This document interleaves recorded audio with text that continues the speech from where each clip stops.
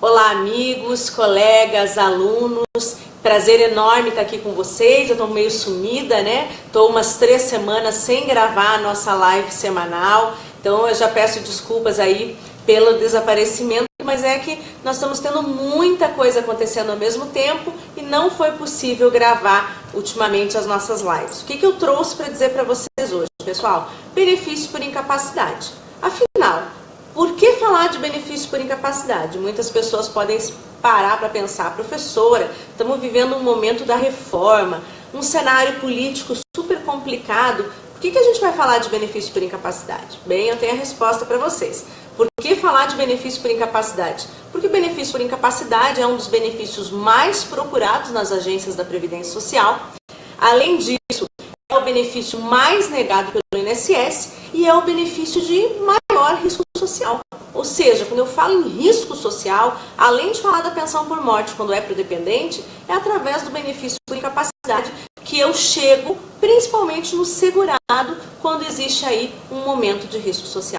Posso falar de uma doença ocupacional, uma doença profissional ou um acidente de trabalho. O benefício por incapacidade ele pode se relacionar com N coisas. Eu posso me referir a um auxílio-doença, posso me referir a uma aposentadoria por invalidez, posso me referir a um auxílio-acidente, quando naquele momento, já consolidadas as lesões, encerra-se o auxílio-doença, mas permanece uma sequela, uma redução na força, uma redução na capacidade daquele segurado para uma vida normal. O benefício por incapacidade é um benefício especial, é um benefício que visa a dignidade humana daquele segurado. Poxa, mas todos os benefícios são importantes, todos os benefícios estão falando de dignidade. Mas o benefício por incapacidade é um benefício que vai atender aquela pessoa no momento mais importante, aquele momento em que, além de doente, ela está sem o dinheiro para a sua sobrevivência, para a sobrevivência de sua família. E nós estamos tendo um momento complexo porque nós estamos falando muito de reforma, né? Hoje o tema atual é falar da reforma da Previdência. Mas o benefício por incapacidade continua todos os dias, né, dando problema para o nosso segurado. Todos os dias eles estão indo nas perícias, todos os dias eles estão saindo da agência da Previdência com benefício indeferido e buscando muitas vezes juizado especial federal. Não raras vezes, né, a gente tem também alguma outra situação que vai para a Justiça Estadual Consentária ou que também vai para a vara comum federal. Mas na maioria das vezes, a maioria esmagadora das vezes, a gente trata de benefício por incapacidade no juizado. Por que a gente trata no juizado? Porque nós temos uma questão processual, que é a questão da competência, no qual a nossa competência vai ser em razão do valor da causa. Se ela é em razão do valor da causa, nós vamos que a maioria dos nossos beneficiários, considerando que o salário médio nacional de benefícios pagos pelo INSS é de R$ 1.120, a maioria esmagadora deles vai cair aonde? No juizado especial. Venho aí diversas críticas sobre o juizado especial, quem me conhece, quem me acompanha sabe, considero um feudo à parte da justiça, um lugar onde nem todas as regras se aplicam, um local onde muitas vezes se legisla por portaria, onde se coloca regras que não são do processo civil, regras que não estão na norma previdenciária, para exigir para que se possa chegar, conceder algum direito para o beneficiário, ou seja, o segurado da Previdência. Então o juizado ele é problemático, nós sabemos disso. Em matéria de direito previdenciário, hoje o juizado está lotado de processos e começa a haver algo que nós chamamos de lidar com a massa. Lidar com a massa, eu começo a colocar regras para quê? Para diminuir, para criar formas de resolver por metas estatísticas o número de benefícios que vem sendo protocolado. Isso é um problema, nós sabemos disso, e o benefício previdenciário é um benefício dos mais atacados por esse problema de meta, esse problema de quantidade de benefícios sendo protocolados previdenciários. Bem, o que a gente tem que saber então? Tem muita coisa para falar de benefício por incapacidade. Por que eu estou vindo falar com vocês hoje? E quando fiz a chamadinha, eu falei, olha pessoal, vamos fazer o sorteio da live. Por quê? Porque o IEPREV tem uma preocupação muito grande em atender o seu assinante, em atender o advogado, em atender o seu aluno e sim também em proteger a sociedade, em dar uma resposta para a sociedade dessas inseguranças, dessas dúvidas que nós estamos tendo nesse cenário político que a gente vem vivendo. E pensando nisso, então, o nosso coordenador, Dr. Herbert Alencar, elaborou um evento maravilhoso no Rio de Janeiro, que é para falar do quê? Para falar do benefício por incapacidade. Então, enquanto a gente acaba se voltando muito para a reforma, nós também não podemos deixar a outra ponta descoberta, que é aqueles benefícios, aquelas situações que estão acontecendo no dia a dia. E em razão disso, pensando nisso, nós elaboramos um seminário para atender você, nosso assinante, nosso cliente, nosso aluno, ou você que é um segurado da Previdência Social e que tem dúvidas enormes sobre essas questões do benefício previdenciário. Já estou vendo algumas perguntas ali, Eu já vou responder, o Marcos já fez uma pergunta. Marcos, eu já vou responder a sua pergunta. Me dá só um minutinho, eu vou até abrir aqui essa outra página, nessa outra tela, para conseguir acompanhar as perguntas que estão sendo realizadas. Bem, o que é importante então? É importante a gente saber que o benefício previdenciário, principalmente o benefício por incapacidade, ele vai exigir do advogado alguns cuidados especiais. Porque veja, o benefício na agência da Previdência Social, a gente sequer tem um processo formado. O que existe é um PA, que é aberto, vai ter pouquíssimas folhas, e a maioria das informações vão estar aonde? Elas vão estar nas telas, ou seja, dentro do programa do INSS, que faz o controle da perícia, o controle do que acontece durante a perícia, que são as chamadas telas do laudo SAB. O que são telas do laudo SAB?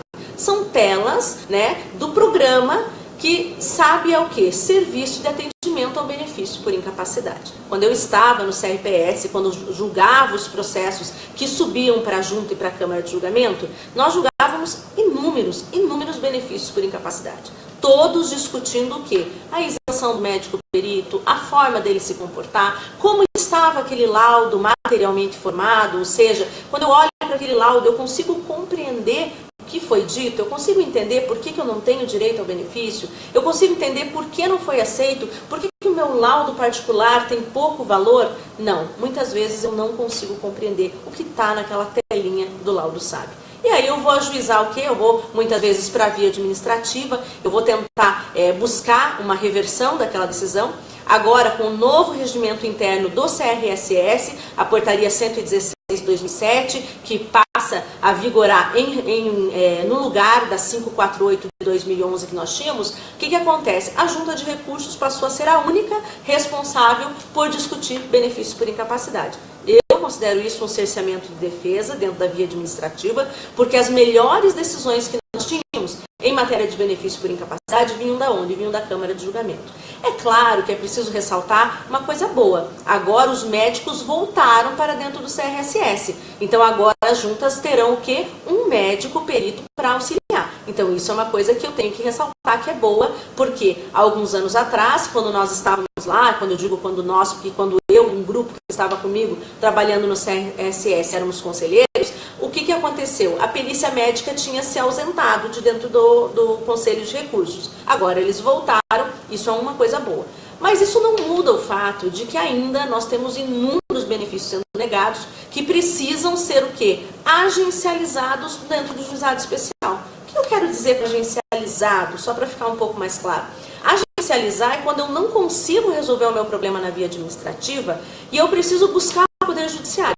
Mas eu não estou buscando o Poder Judiciário para algo que é difícil, para algo científico, porque eu não consigo resolver ali com a perícia do INSS. Eu busco o Poder Judiciário por quê? Porque a via administrativa acaba sendo tão ineficiente ou tendo tanto problema para resolver esses casos que eu preciso tornar o juizado especial uma agência do INSS. Então eu agencializo o Poder Judiciário. Eu pego o juiz, eu pego as pessoas que trabalham dentro do juizado e preciso fazer com que eles repitam algo que deveria ter sido feito a contento dentro da agência. Isso não é bom, isso tem um custo para o Estado, eu tenho o INSS com toda a sua estrutura trabalhando e eu preciso sobrecarregar, assoberbar o Juizado Especial Federal com algo que poderia ser sido resolvido na via administrativa. Esse é um grande problema que a gente encontra, que a gente vem vivendo aí nos benefícios por incapacidade, que são, sem qualquer medo de errar, mais de 50% dos benefícios em discussão hoje no juizado especial. Problemas que poderiam ser muito bem resolvidos dentro da via administrativa. E aí, dessa questão, surgem inúmeras discussões. Vocês que trabalham no direito previdenciário, que acompanham, quem estuda sabe, nós temos com a perícia, nós temos problema com o assistente técnico, a falta total de capacidade financeira do segurado da Previdência para pagar o assistente técnico, a falta dos exames complementares, né, o CIMA, que poderia ser aberto pelo médico lá na via administrativa, para, usando a estrutura do SUS, pedir para o beneficiário, por exemplo, aqueles exames ouro. Eu tenho um problema de coluna, eu sei que o exame ouro para detectar, para dar o diagnóstico dessa doença é uma ressonância magnética. Por que eles não usam isso? Por que não é aberta essa requisição para que o SUS realize esse exame como complementar a pedido do médico perito? Então tem muita coisa para ser discutida. Temos aquele limbo jurídico quando acontece um acidente de trabalho, ou nem precisa ser um acidente de trabalho, uma simples doença, mas a pessoa vai até a empresa diz que ela está inapta. A pessoa chega no INSS, o INSS fala, não, você está apto.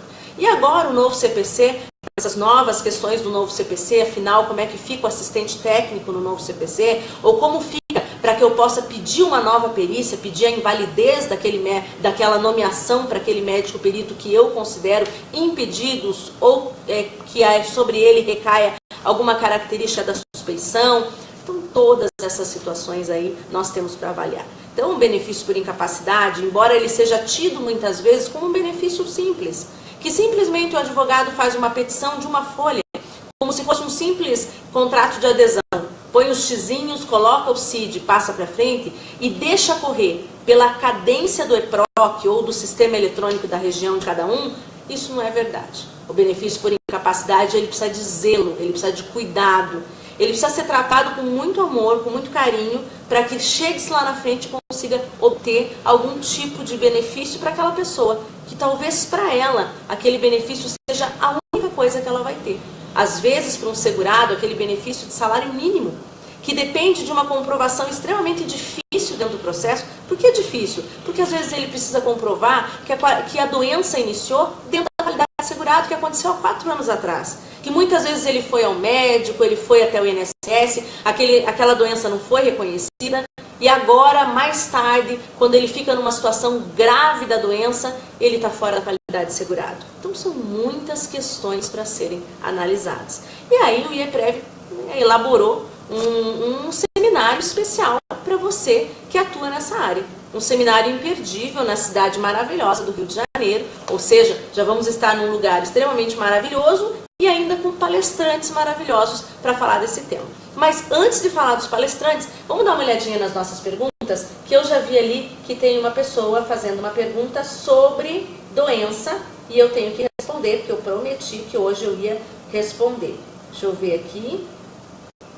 Só eu que me bato para achar as perguntas. Pessoal, eu nunca acho, né? Vocês sabem, eu tenho que vir aqui, ó. Conheço alguém que é monocular, não está conseguindo emprego. Tem alguma coisa para dizer? João Modesto. Então, João Modesto, eu vou começar com a sua pergunta. Eu vi que tinha uma pergunta antes, mas eu me perdi com ela aqui. Olha, a questão da cegueira monocular é bem complexa, tá? Porque o que diz o manual de perícias? Ele fala que a cegueira monocular não é caso de invalidez permanente. O que ele pode ser é caso de invalidez temporária, enquanto a pessoa está tratando ou está lidando com aquela lesão que ainda não está consolidada. Mas é importante saber que existem algumas jurisprudências que vão tratar da visão monocular. E aí vai depender de uma contextualização. E hoje, cada vez mais, a perícia tem que ser tida de um modo biopsicossocial. Quem que fala muito bem disso? O nosso amigo Zé Ricardo, né, do Sul aqui, lá do Rio Grande do Sul, é um dos pais da perícia biopsicossocial e ele vai falar muito disso e vai falar disso no Congresso também. Então, para você que atua como advogado na área, é importante conhecer essa questão. Essa questão da biopsicossocial, o que a gente vai fazer?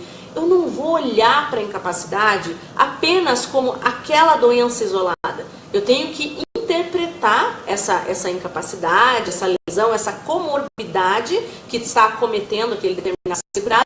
Eu tenho que olhar para aquilo e todos os reflexos na vida daquele segurado. Um exemplo, o que pode ser ruim, o que pode ser incapacitante para uma pessoa, não é incapacitante para outra. Vai depender da situação social em que ela vive, vai depender da condição do trabalho que ela possui, vai depender de como ela se locomove até aquele determinado trabalho ou para a sua casa. Então, toda todas essas questões biopsicossociais devem ser levadas em conta. Então, João Modesto, né? Então eu não tenho uma resposta assim objetiva para lhe dar. O que a gente tem que fazer é trabalhar em cima dessa situação e analisar como fazer para fazer valer que essa incapacidade ela seja ou não considerada como permanente ou se ela é apenas provisória. E aí vai depender muito do caso concreto também. E eu gosto muito de falar o seguinte, a gente que estuda, que é o estudioso na área, o que a gente não quer que passe qualquer benefício, não é isso?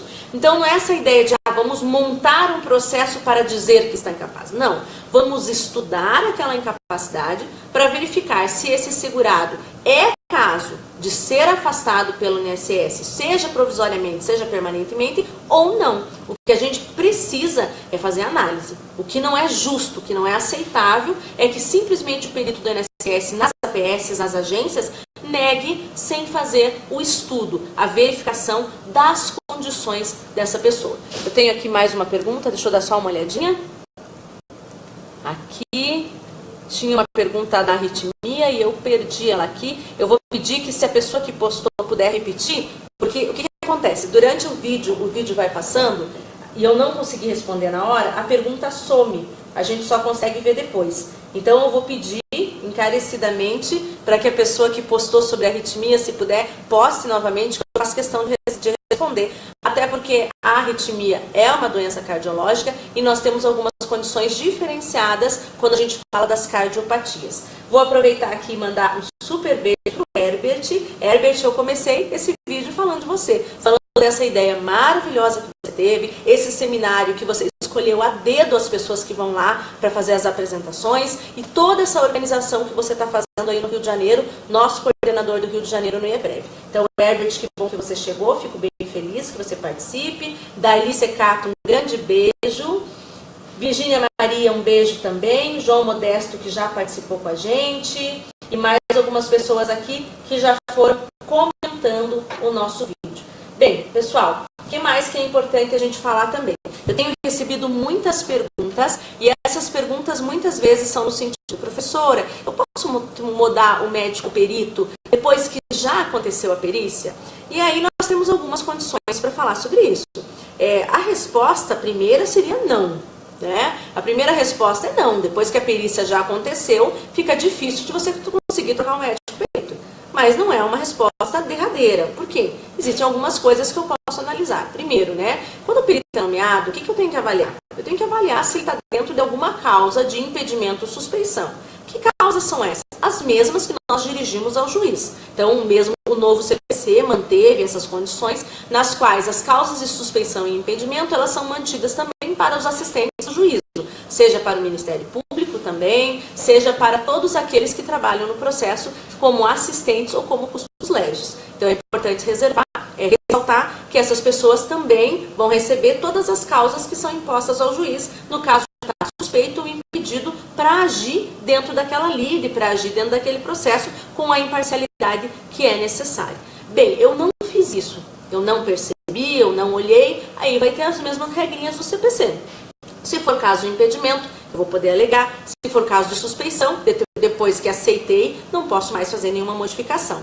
Tá, mas aí durante a perícia eu vejo que o médico perito deixa de respeitar ou alguma resolução do CFM ou do CRM, ou ainda alguma resolução do CPC. Agir com urbanidade, com tranquilidade, né, respeitar as partes, ter algum posicionamento que não se mostre imparcial, ou ainda dentro das resoluções do CFM. E aí quem vai falar muito bem para vocês no seminário é o Dr. Saulo. O Dr. Saulo fala muito bem sobre isso. Ele vai trazer todas essas condições. Olha, tem resolução do CFM que fala que o médico perito, ele não pode dar diagnóstico, ele não pode mudar farmacologia que é indicada pelo outro profissional, ele precisa respeitar o médico particular. Claro, ele não é obrigado a acatar e acolher as impressões diagnósticas do médico particular, mas ele também não pode desfazer do médico particular e do seu diagnóstico dentro do laudo. E nós vemos isso acontecendo diariamente. Quem trabalha com previdência já viu isso, já acompanhou,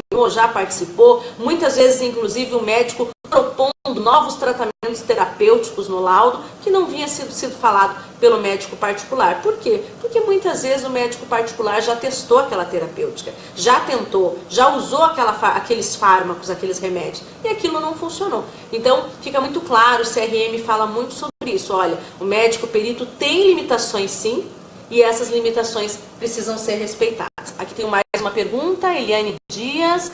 Boa tarde, minha mãe recebeu uma carta do INSS para realizar perícia. Sob pena de ter seu benefício de auxílio-doença suspenso, o qual foi concedido em sentença judicial em outubro de 2011, por época, qual era a comorbidade? Espondiloartrose na coluna. Deixa eu ver se consigo abrir nessa tela aqui, para ler inteiro.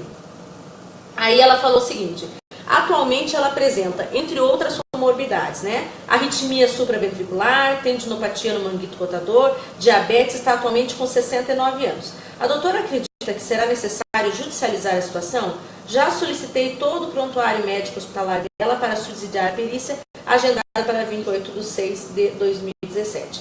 Bem, Eliane, é a seguinte situação. Tem várias coisas que a gente tem que ponderar aqui.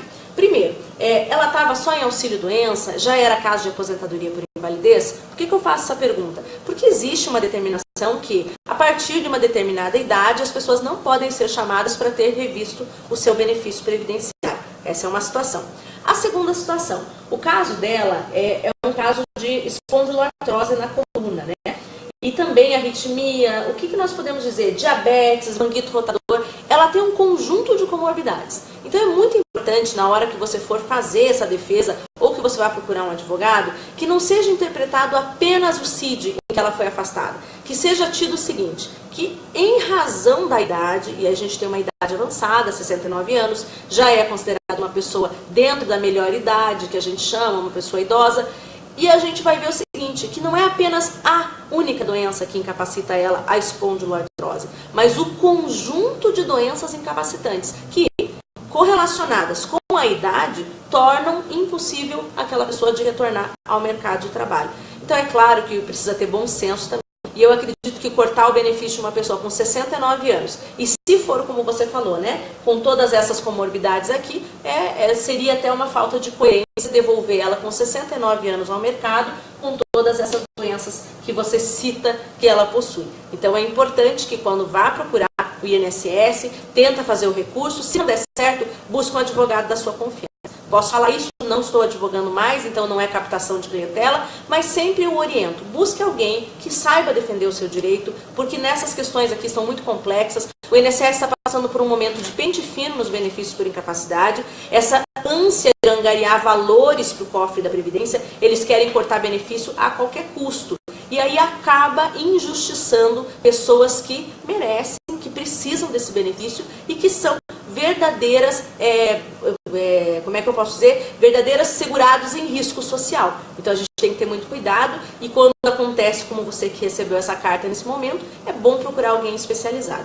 Uma outra coisa que é bom frisar aqui, que tanto vai falar, o doutor Alain vai falar, eu vou pegar aqui o nosso formulário do seminário para dizer para vocês, vai falar o doutor Alain e o doutor João Batista Optis Neto, vão falar do assistente técnico. A importância, num caso como esse da sua mãe, de levar um assistente técnico. Contrata um médico, paga para ele, às vezes é o valor um pouco maior do que uma consulta, mas ele acompanha. Por que o assistente técnico é tão importante? Porque o assistente técnico, ele vai para dar aquela segurança para o segurado. Ele vai lá para acompanhar ele na perícia, para que o médico perito possa fazer as perguntas do tratamento, muitas vezes direto para o assistente técnico. Então é muito importante porque depois que sai o laudo pericial, o assistente técnico pode fazer diversas ponderações. Voltando àquela hora na primeira colocação que eu fiz, eu acabei saindo e não voltei no tema para dizer o seguinte, depois que saiu o laudo, eu ainda posso reclamar do laudo pericial? Bem, aí eu preciso ter um problema no laudo que justifique essa reclamação. E aí pode ser falta de respeito à resolução do CFM, às resoluções CRM, falta de respeito ao CPC, ou falta, às vezes, até de ética, comportamento, urbanidade durante a perícia. Eu posso também muito bem citar isso, sim, tá? Quem mais ali? João Modesto, obrigado pela resposta. João Modesto, que bom que deu certo. Espero que você tenha um sucesso aí no deslinde da sua situação. Gisele acompanhando suas explicações. Gisele, minha sócia há muitos anos, né? Hoje está tocando o escritório sozinha. Então, eu agradeço aqui. E vou falar da Gisele, aproveitar ó, que ela está entrando aqui para dizer. A Gisele acaba de assumir hoje a coordenação do IEPREV aqui no Paraná. Então, com muito prazer, eu passo a coordenação para ela, passo a trabalhar com outras tarefas dentro do IEPREV, né? Coordeno a assinatura prêmio, vamos coordenar aí alguns outros projetos junto com o Dr. Roberto, e a doutora Gisele aqui na região sul já está assumindo hoje a região do Paraná, ela fica responsável. Eliane Dias, obrigada doutora, sua explicação é muito elucidativa. Eliane, que bom, espero ter ajudado e espero que você tenha o melhor resultado para sua mãe, que já nessa idade avançada precisa sim da proteção do INSS, afinal ela foi uma contribuinte dos cofres públicos, né, da Previdência Social, da Seguridade. Bem, pessoal, o que mais que eu quero falar para vocês antes de encerrar? Já estou me alongando para dizer para vocês o seguinte, olha só, o nosso seminário, organizado pelo nosso coordenador, Dr. Herbert, vai acontecer no dia 23 de junho, sexta-feira, no Rio de Janeiro. Eu estarei lá, com todo prazer, vou para prestigiar os amigos, prestigiar os colegas. Meu esposo, que também é médico, também trabalha com perícia, também vai estar lá. Vamos ter diversos amigos do Brasil inteiro e eu vou salientar para vocês os palestrantes. Nós vamos ter palestra inicial do nosso coordenador, Dr. Herbert Alencar. Nós vamos ter na sequência dele, o Dr. João Batista Opti Júnior, um currículo maravilhoso, um currículo que não deixa dúvidas da competência que ele tem para falar para nós sobre o quê? Perícia médica na reforma previdenciária e benefícios por incapacidade. O que muda? O que não está se discutindo? E eu colocaria aqui uma terceira pergunta. O que não está sendo dito para nós? É disso que ele vai tratar. Ele vai tratar das questões que vão mudar e que nós não estamos sabendo. Que mais? Herbert já disse que está por aqui, ainda bem, né? E aí, olha só, quem mais que a gente tem? Deixa eu só dar uma olhadinha, que tem mais uma pergunta da Maria José Nascimento. Estando há 7 anos sem pagar contribuição do INSS, você perde direito ao auxílio-doença? Maria José Nascimento perde sim. Você perde algo que nós chamamos de qualidade de segurado. Qualidade de segurado, ela possui uma regrinha para ser mantida. A gente tem, inclusive, até um período de graça, um período no qual você não paga e continua segurado. Mas muito cuidado para entender esses prazos. É preciso ter cuidado, por quê? Porque depende do tipo de segurado que você é. Se você é um segurado obrigatório da Previdência, você vai ter um período de graça fixo de 12 meses, mais a possibilidade de elastecer ele, seja por uma condição de desemprego, seja também por uma condição de você ser um cliente da Previdência antigo, ter mais de 10 anos de contribuição, 120 contribuições. Então você pode ter 12, você pode parar de pagar, você vai continuar tendo direito a todos os benefícios da Previdência por mais 12 meses, se comprovar o desemprego, mais 12, se comprovar ter mais de 120 contribuições, mais 12, podendo chegar então a 36 meses sem fazer nenhum recolhimento e podendo continuar gozando do benefício. Nós tivemos agora, recentemente, uma medida provisória que altera um pouquinho o quê? O reingresso dessa pessoa na qualidade de segurado. Ou seja, antes eu perdi a qualidade de segurado, eu pagava 1/3 disso e eu voltava. Quanto que é 1/3? 1/3 são 4 meses de 12. Então eu estava tempo sem contribuir, recolhia 4 competências e voltava. Agora não é mais assim. Agora a regra veio discutindo a metade. Então hoje eu não preciso mais de 4, eu preciso de 6 para voltar a fazer parte do sistema. Maria José, eu vou te dar um conselho, tá? E um conselho de quem se preocupa com a sociedade. Volte a contribuir. Volte a contribuir pouquinho, contribui salário mínimo, mas não deixe de contribuir.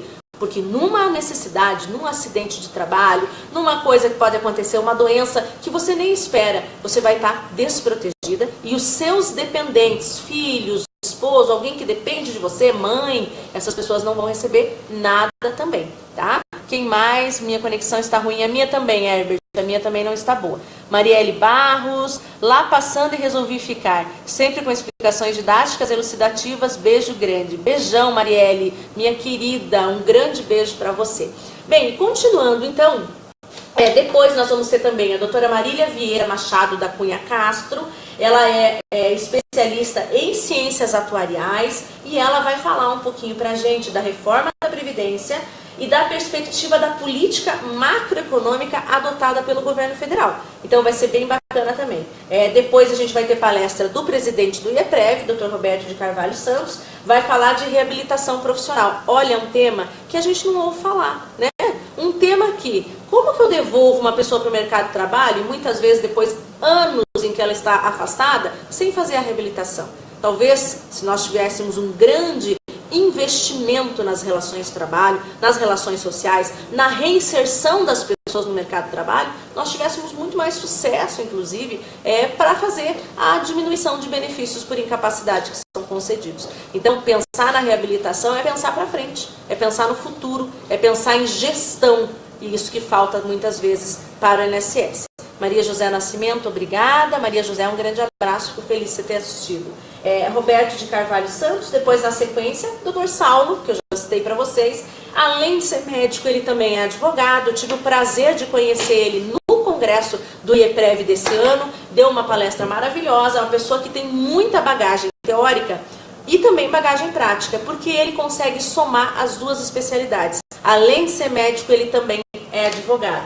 E ele vai falar para nós sobre o acidente de trabalho, doenças ocupacionais e perícias médicas, o que é maravilhoso, né? Porque ele vai falar de tudo aquilo que a gente tem às vezes dificuldade de entender, nexo técnico previdenciário, como que eu enquadro, como é que eu não enquadro, quando é acidente de trabalho, quando não é. E complementar a ele, né? A gente vai ter o Dr. José Ricardo Caetano Costa, que eu adoro, uma pessoa muito bacana, que eu falo que ele é um dos pais da perícia biopsicossocial.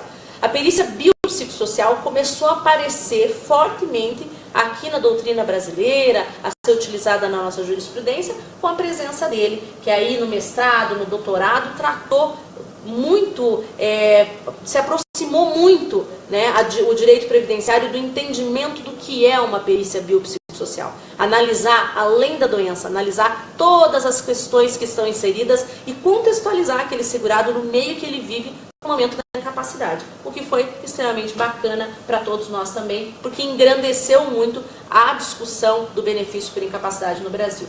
Na sequência, nós temos a doutora Daniele Mota, que vai falar de algo fundamental, limbo jurídico e seus reflexos trabalhistas. Direito trabalhista é uma coisa, previdenciária é outra, mas eles se conversam, eles se relacionam. O segurado no dia a dia, ele precisa do direito previdenciário e ele precisa do direito do trabalho.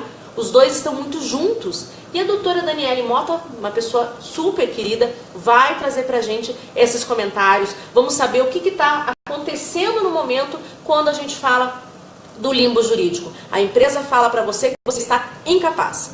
Você chega no INSS e o INSS fala, você está capaz. O que esse segurado faz? Ele tem duas autoridades eu digo entre aspas na vida dele, o empregador e o INSS, que divergem de opinião. O que ele faz então? Ele volta para o trabalho ou ele não volta para o trabalho? A doutora Daniele Mota vai dizer para a gente como essa situação está se desenrolando, o que está acontecendo, como que a jurisprudência está se comportando sobre isso. Anderson Ramos, meu marido que é médico ali, especialista em perícia, está me dando parabéns. Reina Fagundes, eu preciso de sua opinião, te chamei em box. Pode deixar, Reilda, vou dar uma olhadinha no que você escreveu em box depois, sem dúvida. Que mais? Bem, na sequência a gente vai ter o Dr. Rodrigo Langoni. Dr. Rodrigo Langoni vai falar da jurisprudência dominante nos tribunais sobre benefícios por incapacidade, o que é bem legal. Por quê? Porque às vezes eu tenho um problema que está acontecendo dentro do escritório com alguns clientes e às vezes eu nem sei que uma determinada região já pacificou o tema sobre o assunto, já defendeu, já discutiu aquele tema. Conhecer jurisprudência é fundamental para quem advoga. É fundamental para quem estuda o direito previdenciário, mas para quem advoga não tem como ficar sem. Você tem que conhecer os posicionamentos que são exarados pelas regiões, pelos tribunais regionais e o que vem sendo adotado pelo STJ ou pelo STF. Seja em repertivo de controvérsia, seja em repercussão geral, sempre importa a posição dos tribunais superiores, porque ela pode ser boa ou não para o meu caso, e aí eu preciso conhecê-la para poder fundamentar o meu processo a ponto de que ele consiga ter um bom deslinde nos recursos e tudo mais. Quem mais está falando ali comigo?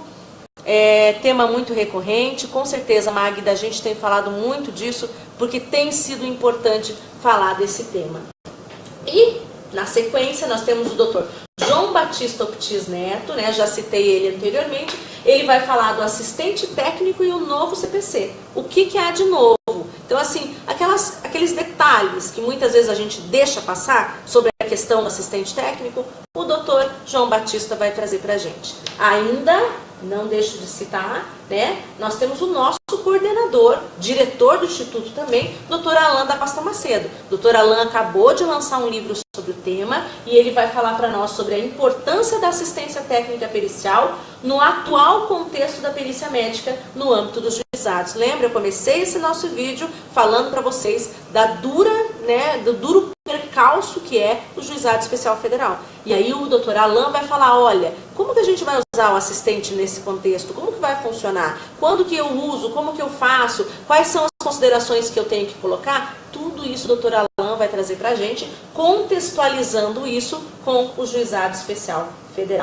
Bem, isso foi só para salientar para vocês o quanto esse evento vai estar maravilhoso. E como o IEPREV nunca deixa de fora, né, os nossos assinantes, os nossos alunos, as pessoas que gostam de assistir, nós estamos sorteando. Então hoje, quem comentar a live, não precisa comentar só hoje, né? Quem comentar até amanhã, sábado, vai comentar a live, compartilhar, curtir, vai concorrer a uma inscrição. O seminário vai ser no dia 23 de junho, uma sexta-feira, lá na Cidade Maravilhosa. Estaremos todos lá presentes, participando para discutir, colaborar, compartilhar os nossos conhecimentos, os nossos aprendizados e, quem sabe, conseguir garantir para o segurado da Previdência um melhor benefício, conseguir garantir para ele um tratamento digno dentro dos benefícios por incapacidade.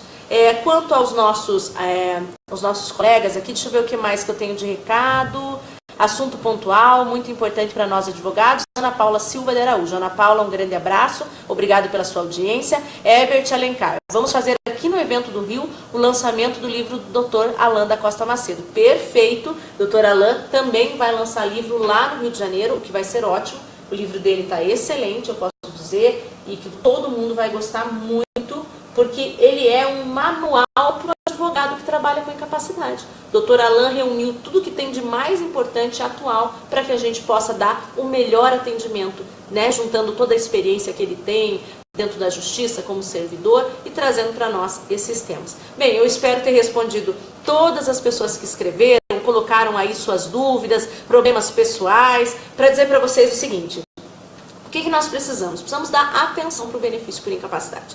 Então, assim, nós não podemos tratar ele como um benefício de menor importância e esquecer que ele precisa também de um atendimento específico, de muito cuidado na hora de montar a petição inicial. O benefício por incapacidade, ele prescinde de documentação organizada, colocar as provas em ordem, sempre contextualizar atestados com prontuário. Eu não posso soltar os atestados dentro do processo e achar que todo mundo vai se virar. É muito importante que o advogado sempre contextualize. Ora, se eu tenho um atestado médico, é porque eu fui numa consulta. Se eu fui numa consulta, eu tenho isso anotado no prontuário. Isso traz o quê? Credibilidade para o advogado. Credibilidade para quem? Para o segurado que está sendo defendido por você. Então sempre contextualize os documentos, sempre contextualize as tuas alegações da petição inicial com aquilo que se encontra no prontuário médico do seu segurado para trazer a melhor proteção, o melhor tipo de atendimento. Olha só quem está ali também, Teodoro Vicente Agostinho, meu querido amigo, um grande abraço para você, parabéns Aninha, beijo, um beijão para você também, é uma honra sempre que você está aí assistindo com a gente, sabe que eu sou super fã das suas lives também. Bem, pessoal, eu acho que era isso. Então, mais ou menos, a gente conseguiu tratar aí de diversos pontos da incapacidade. A gente falou um pouquinho de cada coisa. Eu aproveitei para falar para vocês que a gente criou um evento só para essa finalidade. Então, a gente acabou de sair de um congresso nacional tratando de diversos eventos, diversos temas importantes para a advocacia previdenciária e foi sentido pelo IEPREV a necessidade de dar um atendimento especial para a incapacidade. Por quê? A incapacidade, ela representa 70% das ações dentro do Juizado Especial Federal. Ela representa também o benefício que é maior, que tem o maior número de indeferimentos dentro das agências da Previdência Social. E nós não podemos, por causa da reforma, por causa de outras questões, fechar os olhos aí para esse benefício, que é o benefício que mais mais preocupa o segurado da Previdência Social brasileira. Segurados que muitas vezes, né, sem o benefício por incapacidade, colocam toda a sua vida abaixo. Por que coloca toda a sua vida abaixo? Porque se um segurado que tem um problema de saúde, ele não consegue o afastamento e ele fica naquele limbo jurídico que a gente vai comentar no Congresso, muitas vezes essa pessoa nunca mais retorna para a sua atividade normal. Muitas vezes essa pessoa, depois de passar alguns anos sem receber, ela entra num declínio financeiro, problemas em toda a sua, todo o seu aspecto político, econômico, social, que ela nunca mais recupera a sua vida. Ter doença é algo que ninguém escolhe. Ter um acidente de trabalho é algo que ninguém pode prever. É feito todo um trabalho para que se viva bem, mas nem sempre é possível evitar essas coisas. E nós precisamos sim que essas pessoas estejam protegidas pelo sistema, que esse risco social seja salvaguardado pelo quê? Pela Previdência Social brasileira. Bem, ainda Antônio Leandro Lima, parabéns, excelente o assunto. Antônio, um grande abraço para você. E Rio de Janeiro presente, que ótimo, fico super feliz e eu é que estarei presente com vocês aí, né, no dia 23 de junho, com muito prazer. Eu vou não para participar como palestrante, eu vou para assistir, eu vou como participante, porque eu acho que os bons eventos, eles precisam ser prestigiados e eu também quero aprender muito com essas pessoas que vão estar lá. Então, um grande abraço, Maria Franco também, um grande abraço para todos vocês, obrigada pela atenção de hoje, né? E vamos conversando aí ao longo da semana. Quem quer participar do seminário, quer ganhar, escreve, comenta ou curte e vai concorrer. Amanhã teremos o sorteio. Ah, professora, mas amanhã é sábado. Fiquem tranquilos, né? Aqui o pessoal do IEPREV trabalha sexta, sábado, domingo, aqui é a full time. Então amanhã sorteio à noitezinha, tá? À noitinha, para vocês, com todas as pessoas que estiverem... que estiverem concorrendo ao ingresso, à inscrição no seminário, tá bom? Um grande abraço, fiquem com Deus e até amanhã. Tchau, tchau.